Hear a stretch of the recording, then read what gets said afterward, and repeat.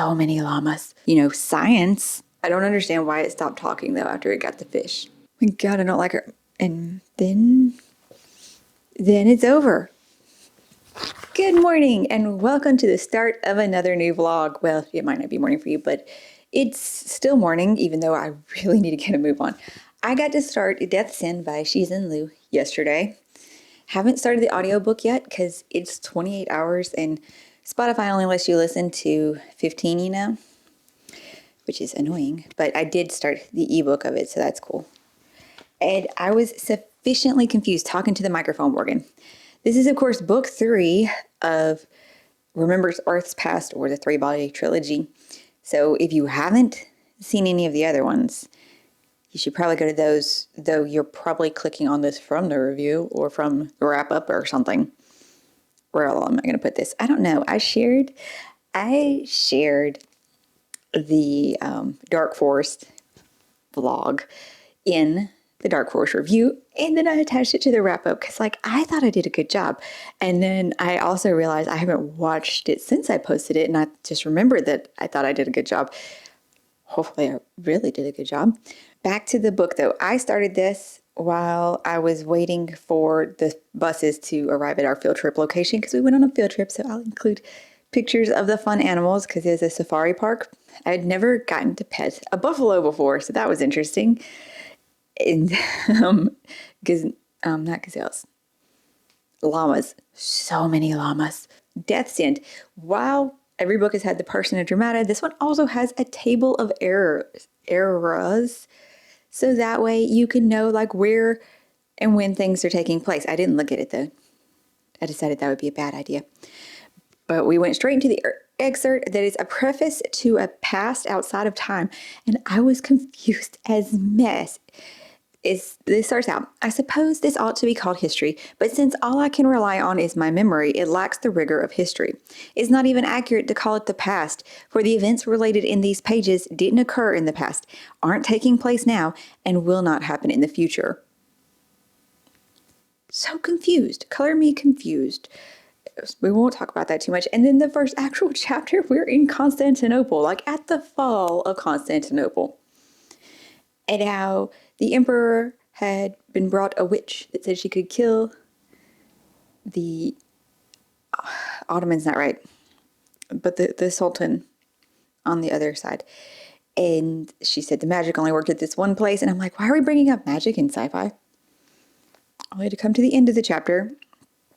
The age of magic began at 4 o'clock on the afternoon of May 3rd, 1453, when the high-dimensional fragment first intersected with Earth.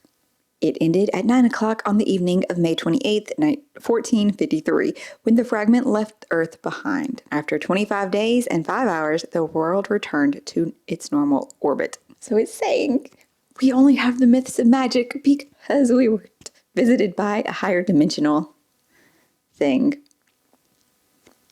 So it is saying something visited Earth before, and that's how she was able to do things. I was confused so much in that first chapter, and I'm like, why are we in Constantinople in 1400s? 1500s, because 1500s. Right? No, I'm saying something wrong. Ignore me. We go to year 4, and I think this is our first main character, because he'll be the one that we see from, again, after another excerpt from that book. In this one, we're following Yoon Tianming, who's dying a terminally ill cancer patient.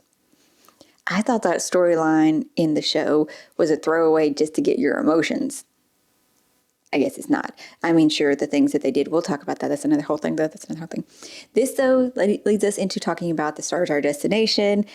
And so the next excerpt we get from A Past Outside of Time is Infantilism at the Start of the Crisis. It is talking about the Wallfacer Project and the Stars, Our Destination, and how both of them, I don't want to use the exact words, but how they were both ineffective, and just how the Stars, Our Destination fizzled almost immediately and it was forgotten to history pretty much. But it got the UN some funding, and that was it. Director Say's primary objective, really, raised her $40 million. So, yeah. And then we are back No. Oh, shoes. I didn't read that one, right? I don't remember where I'm at. And you go back to Yoon Tae, you go back to his. And then, we know he's going to die, so. Things are starting to click into place. I don't know how many of these excerpts. I cannot keep this going, though. I got to go record the Monday video because I have to go pick up the kids. Part 1, actually, in this book is only about 100 pages, which is refreshing. And we have many more chapter breaks this time around. Thank God. And we will keep going into that, a past outside of time. That's going to keep being interlude chapters. So that's going to be important. I can't wait to dig into this. I need to go record the Monday video, and then I can go read this in the car pickup line. Got 30 minutes. Okay, I'm on the clock. Well, take it back. Good morning. Hopefully the lighting isn't too bad in here. I would love to say that I read to page 100 last night, but I didn't. We did not get that far with everything. From the last point, though, our terminally ill patient did not go through with the euthanasia. And I told you, I think, about the star. And now it's more connected. And oh my gosh, now I understand the Oxford 5 thing a lot more. But in the show, they did make them way more connected, which humanizes them and gives them the more emotional depth than, of course, what we're kind of getting in the book. And they've come up with the space staircase now, and the thing with that's going to need the space sail, and the bombs going off behind it. I don't remember what they actually called that plan, but that has been come up with. We are still not at the actual intersection of those two characters yet, though. But we have found out a bit more about hibernation, only a little bit. History Outside of Time, I think that's what the book that they keep having in the interludes is, says that the technology had come up before the Trisolarian crisis, and all the governments, were suppressing it because it provided this. I should have marked the words and stuff. But they were suppressing it before because they didn't want people to do it and leave less people to actually work towards this future that people are freezing themselves to get to this perfect future. But then the Trisolarian crisis happened, and it kind of got, it wasn't suppressed anymore. So one of our main characters, Chunzi, that's not how you say her name at all.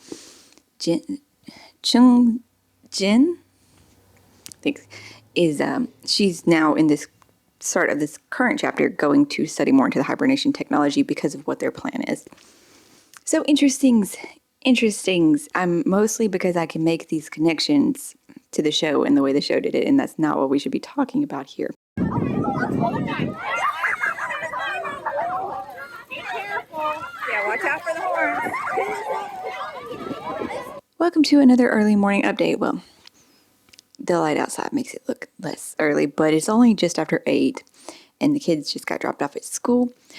Meant to try to record last night with everything I'd managed to read yesterday because I read nothing over the weekend. Maybe one chapter. And I'm trying to remember what the last update where I was. I know it was still within that early part because I'm at part 2, and I thought I could reach the end of part 2. And last night at like 7, I was checking and it had 80 pages left, and I was like, oh, never mind. He bought her the star. I know I told you that. And then, he decided he'd go through with the euthanasia like it had come up with. And then we start seeing from her perspective. Starting at, year 1 of the crisis through year 4, and then, her stopping him from going through with it, and all that process. And it's actually kind of much sadder than the show there. All the reasonings, what happened. And she does, go to the future. She wakes up, even because she owns a star with planets they found, and she's the only person to do that. And the UN would like to buy the planets in case maybe they're habitable. And that's the only reason they woke her up. And so she goes through all that. And then apparently Luoji from book 2 is still the sword holder. That's what the name of the position of the person holding, Doomsday Switch, the Dark Forest Switch, I think, the deterrent system. He lives in a bunker by himself. Nobody knows so you never see from his perspective. Again, you see from Jin's perspective, and Oh, well, except for when we're on the ship Gravity. I'm doing a horrible job this morning. I'm sorry. I should have made notes. From her, though. Okay, so she does agree to sell the planets, but she wants to keep the star because sentimental and whatnot. Thomas Wade. Nope. Whatever his name was, that was her boss in the Staircase Project. He wants to be the next sword holder to take over after Luoji, and actually tries to kill Chen because he feels that she's, people are going to favor her as the most favorable candidate, and she didn't even know what it was. And in between all this, though, the ship Gravity, which has one of those gravitational waves, is the only one not on Earth, it's out in space, is chasing down Blue Horizon. And one of the ships that, of the Doomsday Battle in space and defected and went on the trek outside the solar system to spread humanity. They've been tracking them down to charge them with, crimes against humanity, and they don't want that part of humanity out in space representing us and Earth, because those are horrible people, because we're in this age of enlightenment, of course. And people were horrified when they found out what happened to the crewmates of the other ships, that they were used for protein synthesis. They were doing what they had to survive. Can't fault them for that, but the people in the current, future age there, they just can't see that. And so Gravity went to chase down Blue Horizon. They found them, they were in negotiations, and the droplets that were their escorts and, helping them because we're allies. And right about that time also, though, is when we see more of these higher dimensional circle things pop up and displace things around Gravity, and people were seeing this and they thought they were just going nuts, and nobody was talking about it hardly because they didn't want the psychiatrist to put them back to sleep, because instead of trying to talk it out and maybe figure science of a solution, no, people are crazy. So they didn't really have a good ship's doctor. Everybody would refuse to want to talk to the doctor because they didn't want to be put to sleep and miss them. Like, the culmination of the mission is they were almost to Blue Horizon. But the droplets turn on both the ships and they destroy both the ships. Shing takes over as the sword holder in the game of chicken, where the Trisolarian droplets come to Earth. She proves that she is not willing to send our location out into the universe, or Trisolaris' location out into the universe. And they knew she wouldn't. So she kind of failed humanity in that regard. But they said, this is exactly why we wanted you, and we knew you would be picked. Because the current age humans, yeah. But they're not going to kill us anymore. They're going to put us on reservations in Australia. Enjoy you the frozen sweetened bovine secretion as we take this short flight to Happy Humans Town. Okay, we have to be like super duper fast because there's hardly any time left on the memory card after filming the whole anticipated releases. It was very long. Deep Space and Gravity. I think when we left off, I told you that they had to be relocated, all the humans on Earth had to be relocated to Australia. And people thought that, that was going to be the end. They live on their little reservation, but 4 billion people, and how do they really think that was going to accomplish? And then Sophon drops the bomb that they're not getting food from anywhere else on the planet. And until in 4 years, when the second Trisolarian fleet arrives, because they can go faster than light speed now, or go light speed, they'll be there, and they'll help whatever humans are left to build back up some stuff to live more comfortably and peacefully there. Why she thinks they would be a peaceful civilization, what's left, after having to eat each other, which humans were super shocked about that. And I think that's especially cruel and poking, because what they did at the Bronze Age, and like how they were so shocked that Bronze Age, ate other people in their reprocessor. But they're like, how will we get food if we can't get from, agriculture plants, some other places? We don't have electricity, because they're turning off their electricity too. And she's like, there's food all around you. So much food. Of course not all of you are going to get to survive. No. Sunshine, don't do it. But after that really, really long chapter from Cheng Hsin, we go back, and the next one's titled Gravity and Blue Space. And I'm like, what? And it goes back to right after the droplets attacked. But they didn't. And I'm really, really mad, though, because this whole chapter where we were with them, it does not explain what happened to the droplets. Blue Space gets to Gravity, keeps them from destroying the gravitational wave. And they all vote, and they tell them, what Trisolaris did, and they all vote, and they send out the broadcast. I don't like, though, how it didn't explain so far how people from Blue Space got onto Gravity, how they stopped the droplets, or something else stopped the droplets, but Blue Space isn't telling Gravity that they believe it's something else, because one of those higher dimensional things, it has to be, opened up one of the droplets, and they could see inside, and it looked more like, it had aged and was rusted and stuff. And the people on Earth, the Earth people from Blue Space, got to do measurement kits or whatever to it. But whatever it was, it deviated the droplets away from Gravity in Blue Space. Blue Space kind of looked like they used the shuttle and a lot of fusion rockets to push a droplet away. And that was the end of that chapter, and that's all I've been able to read. Still have not reached part 3. And this is the end of this update because time, and now I need to get started on video editing. They're not monkeys. I don't care.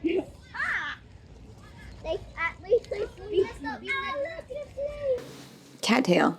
I think there might also be a cat hair on the lens, so that's fun. Friday morning. It's been a week of reading this book. We have finally reached part 3. Not even page 300 yet, though, or the 50% mark. That's insane. I just watched the clip because I had to make a space on the memory card, so I watched the last clip, and I told you about Blue Space and Gravity and how they hadn't really explained about the fourth dimension bubbles, or my theory of how they got to Gravity and pushed, the droplets away. And it was, they went into they're calling it fourth dimensional, but they're going into a higher dimensional bubble, and they traveled through the fourth dimension and came out onto Gravity to stop the antenna or to stop the droplet. No explanations, of course, because they don't understand it much either, but we got to actually spend time with them as they're, explaining it to the people of Gravity, showing it to the people of Gravity, like that. So cool. And they encountered a ship thing in the fourth dimension. Oh my gosh, that was really cool. And they're like, I'm a tomb. Okay. I don't understand why it stopped talking, though, after it got the fish. I mean, realistically, I guess it didn't have much to say. Anyway, we went back to Earth, and it's now been 7 years into the broadcast era, is what they're calling it now, because they sent that thing out, and their Trisolaris is going to be, they're gone. They're leaving us, onto our own. Shenzhen has had surgery so her eyes can see again, though she was contemplating, just ending it all because her life is horrible with the guilt that she feels that what she did to humanity. But then Sophon told her, oh my gosh, what was his name? Onyx. The guy whose brain she sent and bought her the star, he wants to talk to her because somehow they found the probe. And it didn't explain that at all. It said it was improbable or it just came down to luck or whatever. I don't know.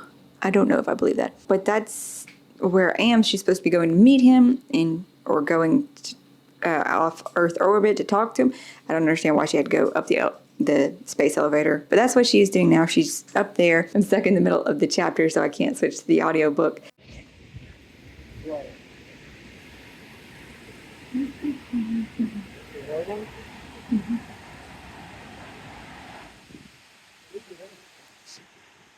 I've reached page 383, and a lot and a little have kind of happened again. I feel like that is the summary of this book as I'm going so slowly, and then maybe I'm not updating enough. It was a thing. They actually did clone him a body, and so she talked to him like he was a person. He's actually growing the food from the seeds she sent, except cucumbers. That didn't work. So that was interesting. He created over 100 fairy tales to tell to the Trisolarans, that he said that him and Changjin, that they told each other when they were little. So he created this whole fabrication. He still cares about her. And it's incredible. I don't know if he realized that she cares about him. I really don't know. Through the eye signals, maybe because their interactions were being monitored and they couldn't give away anything. But through 3 fairy tales that he told her, that's reminiscing, and because the Trisolarans knew them so well, they're like, okay, it's just fairy tales, nothing said. But he embedded meanings into them, metaphors that is taking the Earth people really months and months, and lots of linguists and literaturists and analyzers to figure out the meanings. And at first they couldn't figure it out at all. And then they finally started to crack some of them. And oh my gosh, the thought he had to put into these. And I was like, wow, to be able to give this message to her without ever even knowing that he could be able to give it to her. It's incredible. It really is. So they were thinking maybe we create bunkers, we create, this safety broadcast without even knowing how to do it. And like the bunkers would be like around Jupiter. So like if the dark force strike hit the sun, humanity could still survive within these bunker cities that could house millions of people. But it would take like maybe 60 years to build them. So we had to hope that we had 60 years to build them. Here we go.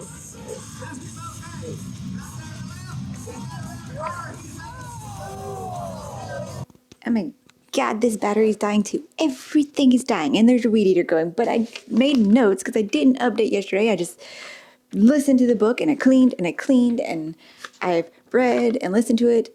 Okay, so from where I left off, there was only 2 more years in the broadcast era. They deciphered all of Young Tinning, that's his name, completely wrong. All of his stories. That the bunker project was one, the black domain where we completely seal off, but it's God's engineering plan because it has to turn off or lower the speed of light, effectively closing us in. We'll never get out. Nobody else will ever get in either, though. And also curvature propulsion to let us hit light speed. Seemed like a perfect plan. Chen was all for it. And Thomas Wade, it is Thomas Wade, yes. He came back again, said, let me have your company, all your resources. You can't pull this off, but I can. And she agrees, but she's like, the final say will be mine. And I'm going to go back into hibernation. So she does that because they want light speed ships so they can, light speed around. But there was a thing. We find out that light speed ships leave trails, which will give away our position in the universe and what we know. So everybody was against that. And then Halo City, Ching's company, run by Thomas Wade. They're trying to declare their independence from the Federation of Cities because they're, close to a light speed breakthrough. They can move it itty bitty bit, 2 centimeters. But to go bigger, they have to have more research. They have to do research further from the sun, which is all they're asking to do. They're not asking to hurt anybody. But, people are like, nope, it'll give away our position. You're endangering the whole human race. So we're not going to let you. So they wake her up so she can make the final say, as he told her he would. He kept that promise. Oh my God, I wish he had not kept that promise at this point in time. She finds out that they have developed antimatter bullets. And so that's why they weren't actually worried about the Federation. They're like, even though they have more, we're fine. And it's almost like another deterrence thing because nobody's going to want to fight with the people with antimatter bullets. But her being her and thinking about everyone else on all the other ships, she's like, nope, stop it all. Turn it all down. Turn it all off. Turn it all in. And he does. And he's tried for crimes against humanity and executed. And what does she do? She goes back to sleep again. As far as possible of my hibernation time that I have allotted to me left, I'm going to do that. But wake me up if the dark forest... what's it called? There's a word. Okay, you're down there now. If the early warning system notices that something is actually coming into the solar system. Girl, no. And so now she's woken up. It is bunker error, year 67. Before we get her waking up, though, or was it after she woke up? I don't remember anymore. And I just read, this last chapter was like an hour long. And we got an alien perspective. His name is Singer. He's from the people who send out the photons that destroy stars. They call it cleansing because we're dangerous if we can do these certain things, but don't have the thought to hide ourselves. It's more we don't have the technology to hide ourselves. But he thinks we should have. But because of Trisolarian's intervention, we don't. And they don't know that, and they don't care. So they bloop. But mostly they tracked us down. They saw the first thing about the signal of Trisolaris, saw that had already been wiped out, tracked it. He followed the steps because, he's a curious individual and he thinks these things through for safety and how most people don't. The person who destroyed Trisolaris didn't follow the dots, but he found us. and he escalated it, and he did not send a photon. Nope. And now we understand what Yoon Tae-min said it wrong, what he meant by needle-eyes pictures. And it's too late. And the scientists said that the only way to escape this is ships that can go light speed. But we said no to that technology. It was too dangerous. And so yet again, she has doomed civilization. And she's awake and learned this, and now we're going to see. God, I don't like her. Okay, when making, because I had to like get the years for my notes to, I had to look at the table of contents again to get the years correct. And yeah, I'm almost at page 500, and I see the chapter names ahead of me, and I'm like, what? So confused. And also debating now, thinking about reading A Remembrance of Earth's Past. No, wait, that's the series name. There's another short story or something involved after this, but time, and I don't have that time. But I'm wondering where it ties in, because it's not actually written by Shizen Liu. It's written by somebody else. But it is connected in with it, so that means I guess he wrote it with him or with his permission. I don't know. Okay, that's my update for now. Hopefully this wasn't too much. Some of my last updates I feel like were really, really long, and I guess I'm going to try and trim them, but I have to trim them in a way that the next update still makes sense. I got to stop saying so many spoilers too. We did end up going to the rodeo. I didn't mention that, I guess, but you would have seen the B-roll footage maybe. Excuse me, ma'am. That's my seat. Excuse me. Good morning. So, thoughts. Ending thoughts on the book. I've been trying to write the review for it, and there's very little to the review except for my chunk on Chengxian and my ending thoughts. That's like all I've got in this big chunk. I've come to the decision that she was written as like an oversimplified female, maybe. I don't know. She, like, he gives credit that she's smart and, and things, but she hardly ever really acts on her intelligence, more so her emotions. Like, in the moments, I can understand that. Like, in the exact moments where you have to make that second decision, you can't think things through. But there were other times when she was given time to think things through, and yet still we worked on our emotions. And I mean, I know people are like, women are more emotional than logical, they follow their heart or whatever. It's kind of a generic over-realization, but the fact that she kept being put in these situations, you think you would learn from it. Maybe if we had another more multi-POV story, because all the other characters were just like miniature sections to show us like different locations where she wasn't at, but mostly it was just her as our character. And maybe if we had other characters, like in the second book, it would have gone better. Or if we had another one of like equal importance to her in the story, it could have worked better. I'm not sure. I hate open-ending books. I really, really dislike them. And that's what this was. And then I'm just too much into the theoretical there at the end.